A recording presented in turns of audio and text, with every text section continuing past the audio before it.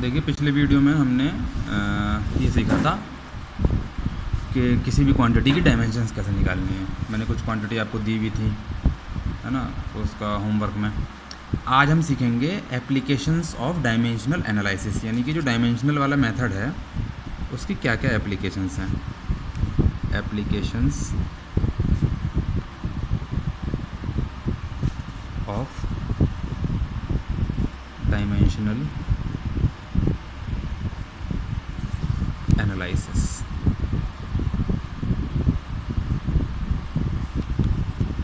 इसमें जो सबसे पहली एप्लीकेशन वो है to convert a physical quantity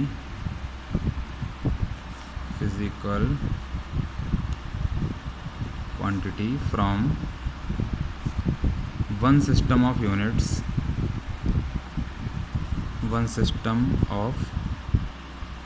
units to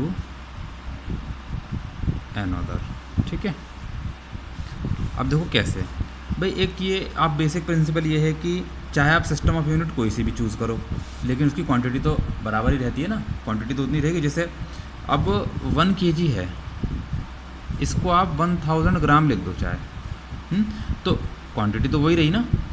इसका मतलब क्या, आपने पहले ही पढ़ा था Q = N1 U1 = N2 U2। यहाँ पर U1 क्या है, एक सिस्टम ऑफ यूनिट है, और N1 उस सिस्टम में उसकी न्यूमेरिकल वैल्यू। जैसे यहाँ पर न्यूमेरिकल वैल्यू 1 है, सिस्टम ऑफ यूनिट kg है, ये MKS मान लो आप। यहाँ पर नंबर ऑफ न्यूमेरिकल वैल्यू 1000 हो गई, सिस्टम ऑफ यूनिट चेंज हो गई, बट क्वांटिटी वो तो नहीं रही।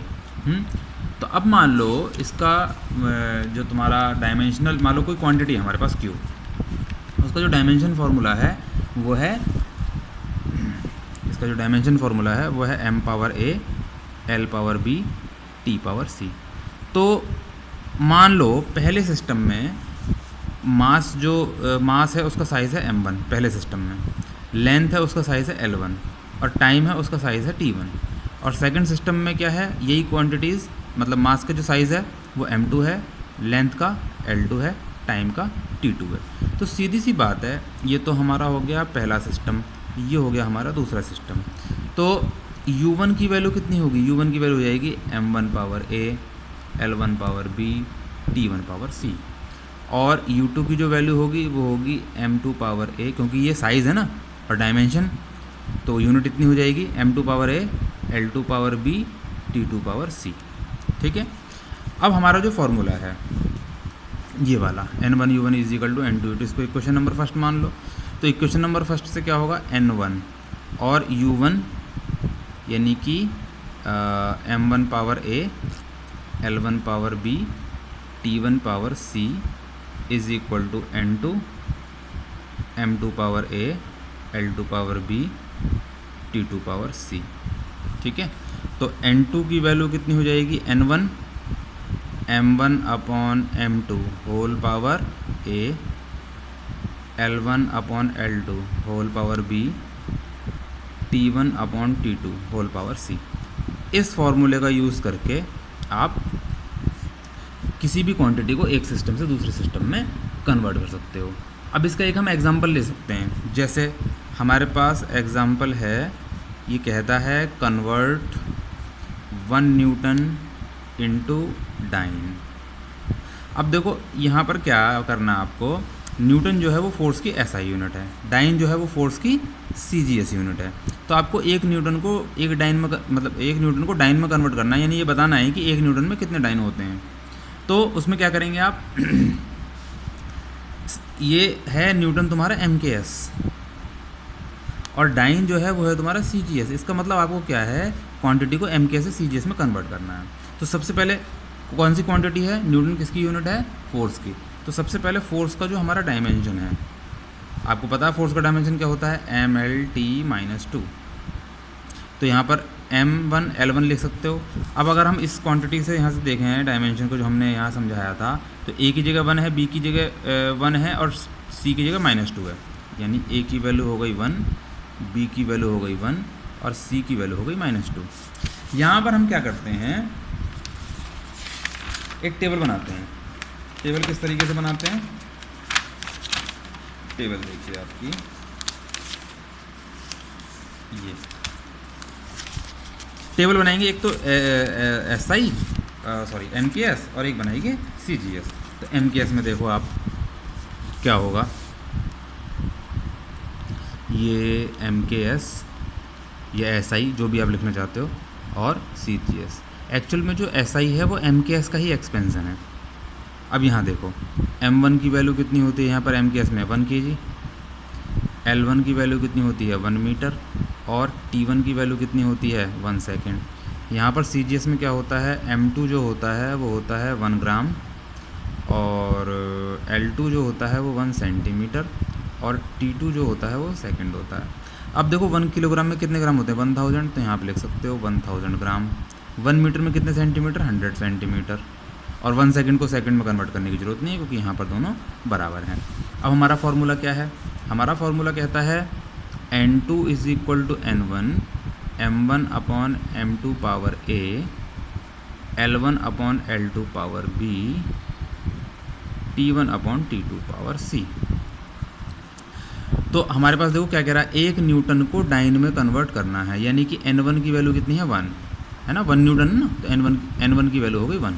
तो देखो N2 is equal to 1 M1। अब देखो M1 कितना 1000 ग्राम, और upon M2 1 gram, 1000 gram upon 1 gram power 1, 100 centimetre upon 1 centimetre power 1, 1 second upon 1 second power -2, क्योंकि C की वैल्यू -2 है ना। अच्छा अब देखो यहाँ ग्राम से ग्राम कैंसिल, सेंटीमीटर से सेंटीमीटर कैंसिल, सेकंड से सेकंड कैंसिल। तो N2 की वैल्यू कितनी होगी 1 इंटू 1000 इंटू 100 इंटू 1 पावर -2। तो 1 पावर -2 को आप 1 अपॉन 1 पावर 2 लिख सकते हो। ये कितना हो गया, 1 की मल्टीप्लाई करोगे तो 10 टू द पावर 5, तो ये हो गया, और अपॉन 1 का स्क्वायर 1 ही होगा, और 1 से डिवाइड करोगे किसी क्वांटिटी को तो कोई फ़र्क नहीं पड़ता। तो N2 की वैल्यू कितनी होगी 10 to the power 5, that means therefore 1 newton is equal to 10 to the power 5 time. ये आप याद रखोगे, ठीक है। ये एक एग्जांपल से क्लियर हो गया। अब आ जाओ आप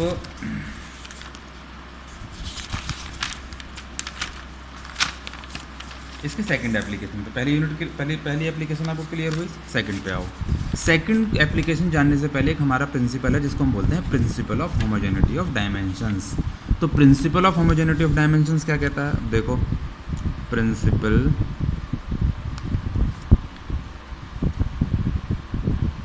ऑफ होमोजेनिटी ऑफ डायमेंशंस, ये कहता क्या है, ये कहता है कि इस प्रिंसिपल के according a physical equation will be dimensionally correct if dimensions of all the terms occurring on both sides of the equations are same. यानी जैसे इसको ऐसे समझो, जैसे v is equal to U plus A T. क्या कह रहा है, ये फिजिकल इक्वेशन है, देखो मेरे वर्ड्स पे ध्यान देना।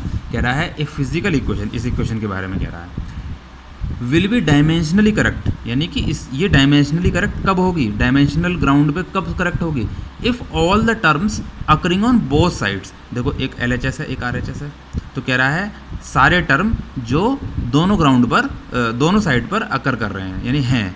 तो एक तो देखो टर्म V हो गया, एक U हो गया और एक AT हो गया, 3 टर्म है।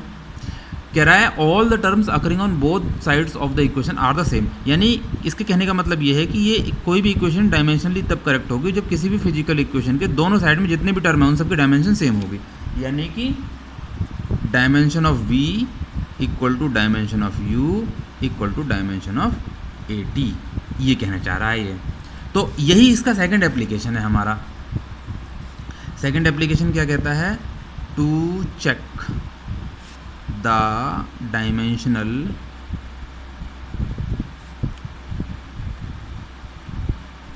करेक्टनेस, ये डायमेंशनल कंसिस्टेंसी भी कह सकते हो, correctness of a physical equation, of a physical equation. तो अब आप देखो इसमें क्या है, कि इसके लिए हम क्या करते हैं, प्रिंसिपल ऑफ होमोजेनिटी, यानी ये जो हमारा एप्लीकेशन है इसके लिए हम इस प्रिंसिपल का यूज़ करते हैं। ये प्रिंसिपल क्या कहता है, जो मैंने आपको बताया कि कोई भी फिजिकल इक्वेशन डायमेंशनली करेक्ट तब होगी जब उसके दोनों साइड्स में आने वाले सभी टर्म्स की डायमेंशन सेम होगी। जैसे एक तो b is equal to U plus A T का एग्जाम्पल दिया, एक हमारे पास एग्जाम्पल आप कोई भी और ले सकते हो, जैसे s is equal to U T plus half A T square. अब सीधी सी बात है, s की डायमेंशन निकालो, s की डायमेंशन सीधी बात डिस्टेंस है l हो गई, यू टी की डायमेंशन निकालो। देखो u क्या है, इनिशियल वेलोसिटी, तो वेलोसिटी की तो एल टी माइनस वन होगी और t टाइम की t होगी, तो ये t से t कैंसिल हो गया, यानी कि l आ गई डायमेंशन, और ए टी स्क्वायर, क्योंकि हाफ की तो कोई डायमेंशन होगी नहीं, हाफ तो प्योर नंबर है, डायमेंशन लेस है। अब ए टी स्क्वायर, ए क्या है, एक्सेलरेशन, यानी एल टी माइनस टू, आपने डायमेंशन निकालने होंगे तो वहाँ आ गया होगा, और ये टी टू, तो टी माइनस टू से टी टू कैंसिल, एल आ गया। ठीक है, अब आप देख रहे हो एस की डायमेंशन, यू टी की डायमेंशन और हाफ ए टी स्क्वायर की डायमेंशन तीनों की एल है। इसका मतलब हमारा जो ये इक्वेशन है डायमेंशनल ग्राउंड पर ये करेक्ट है। ठीक है, अच्छा अब आ जाओ इसके थर्ड एप्लीकेशन पे। थर्ड एप्लीकेशन में क्या है, थर्ड एप्लीकेशन क्या कहता है, थर्ड एप्लीकेशन कह रहा है to establish a relationship among different physical quantities, यानी कि अलग अलग फिजिकल क्वांटिटीज़ के बीच में रिलेशन डिराइव करना। ठीक है, थर्ड एप्लीकेशन आपकी आएगी। ये कहता है थर्ड एप्लीकेशन आपका, थर्ड एप्लीकेशन ये कहता है, third to derive the relationship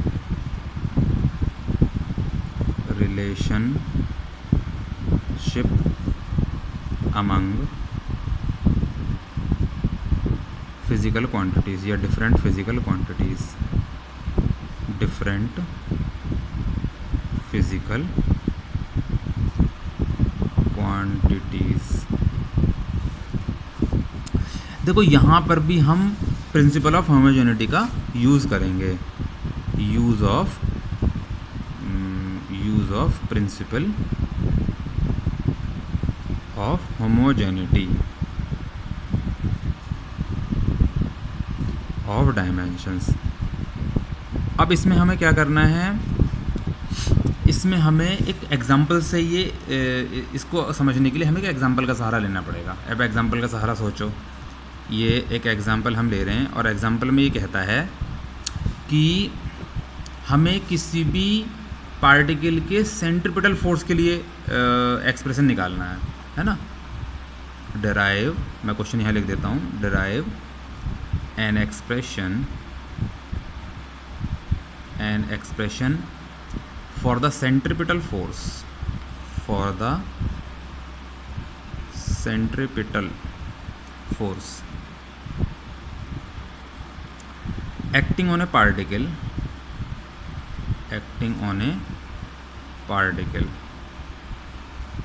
of mass m moving with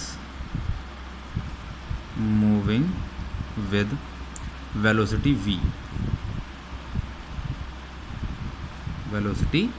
v in a circle of radius r। ठीक है, अब देखो इसे हमें सॉल्व कैसे करना है। क्या कह रहा है, सेंट्रीपिटल फोर्स के लिए, तो सेंट्रीपिटल फोर्स का मतलब F हो गया, on A particle of mass m। अब देखो हमें नहीं पता है कि ये मास पर किस तरीके से डिपेंड कर रहा है, तो मान लो कि ये मास की पावर a पर डिपेंड कर रहा है। दूसरा कह रहा है मूविंग विद वेलोसिटी v। अब हमें ये भी नहीं पता कि वेलोसिटी पर किस तरीके से डिपेंड कर रहा है, तो वेलोसिटी की पावर b पर डिपेंड कर रहा है, और in a circle of radius r, और r की पावर c पर डिपेंड कर रहा है। इसके डायरेक्टली प्रोपोर्शनल है। इस टाइप का अगर कोई क्वेश्चन आता है, इसको करने का मेथड यही है। अब देखो सीधी सी बात, जब प्रोपोर्शनलिटी का साइन हटेगा तो एक डायमेंशनलेस कांस्टेंट आएगा k, m power a, v power b, r power c। Equation number first, और यहाँ पर क्या होगा आपका वेयर, यहाँ लिख देंगे वेयर k इज़ ए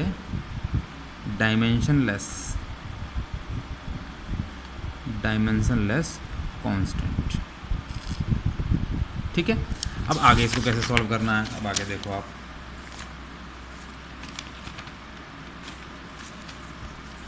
देखो आगे कैसे सॉल्व करेंगे इसे।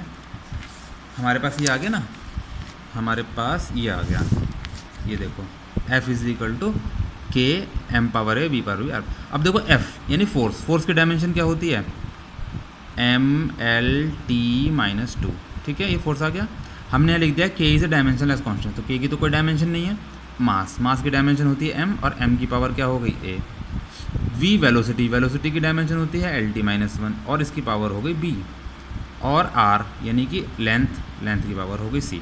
ठीक है, अब जरा आप इस इक्वेशन को सॉल्व करो तो ये आएगा equal to m power a।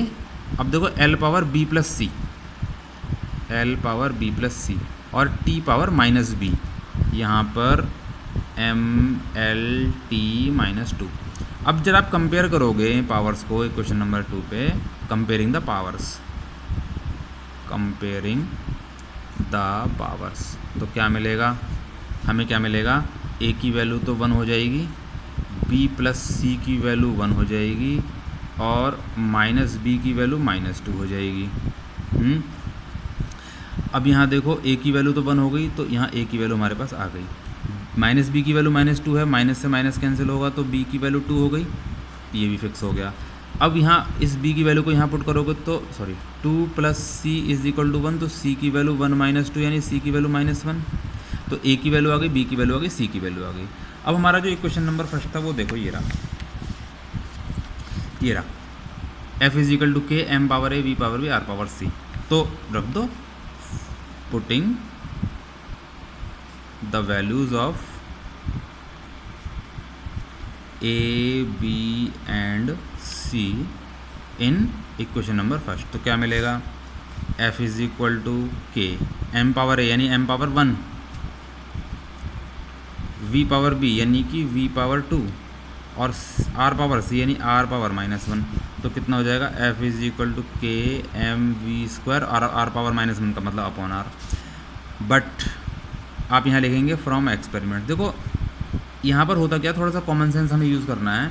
सभी को पता है सेंट्रीपिटल फोर्स का formula F is equal to M V square upon R आता है, K नहीं होता उसमें, इसका मतलब K की वैल्यू 1 है। तो आप यहाँ लिख देंगे from experiments K is equal to 1, ये अपनी तरफ से लिखना है आपको। तो therefore F is equal to M V square upon R, ये आपका फॉर्मूला डिराइव हो गया। ठीक है, तो ये 3 एप्लीकेशन आपके डायमेंशनल एनालिसिस की हैं। इसके अलावा हमें देखना है कि डायमेंशनल एनालिसिस के एप्लीकेशन तो हमने देखे, बट इसके कुछ बैकग्राउंड ड्रॉबैक्स भी हैं। और वो ड्रॉबैक्स क्या हैं, वो ड्रॉबैक्स मैं एक एक करके आपको बताता हूँ, आप ध्यान से सुनना। ड्रॉबैक्स कह दो या उसकी कुछ लिमिटेशंस कह दो आप, वो हमें देखना है। देखो लिमिटेशंस, लिमिटेशंस ब्रैकेट में आप लिख दो ड्रॉबैक्स of dimensional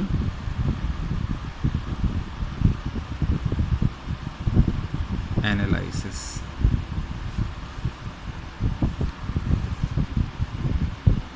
ठीक है, अब देखो ड्रॉबैक्स क्या है।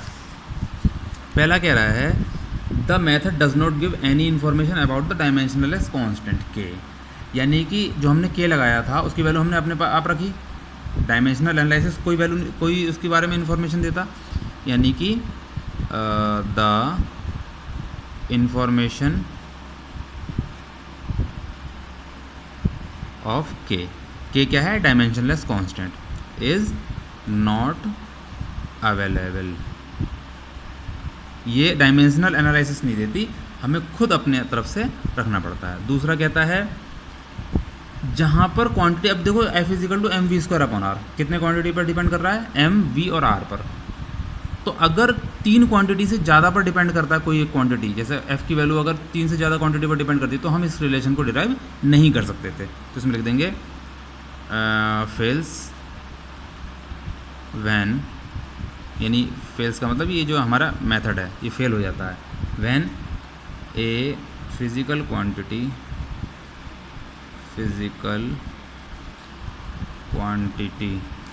Depends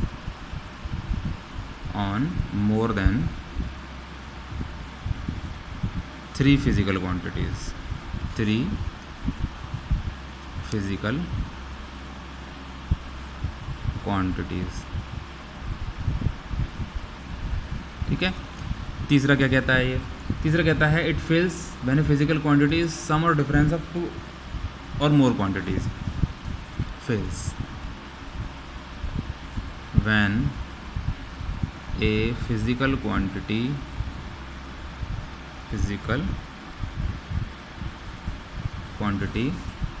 is the sum or difference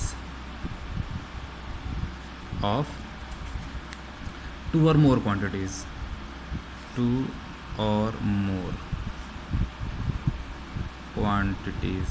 जैसे देखो v is equal to U plus A T है। अब ये जो v है ये इसके और इसके सम के बराबर है, तो हम इसकी डायमेंशनल करेक्टनेस तो चेक कर सकते हैं, बट इसमें रिलेशन अपने आप डिराइव नहीं कर सकते। ठीक है ना। अच्छा, चौथा, इट फेल्स। कहाँ फेल हो जाती है ये? जहाँ पर कोई क्वांटिटी लॉगरिथमिक हो, ट्रिग्नोमेट्रिक हो या एक्सपोनेंशियल हो, है ना। इट फेल्स फॉर ट्रिग्नोमेट्रिक और तुम्हारा लॉगरिथमिक और एक्सपोनेंशियल फंक्शंस।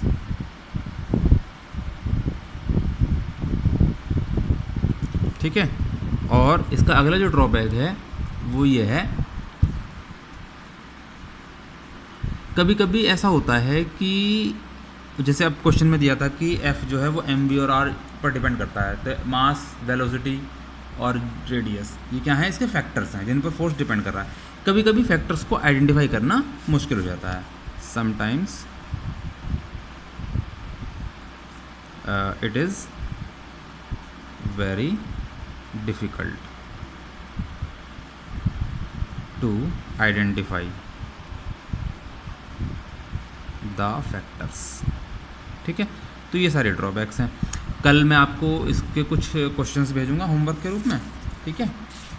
तो अभी आप वीडियो देख लो ये वाली और समझ लो। ठीक है।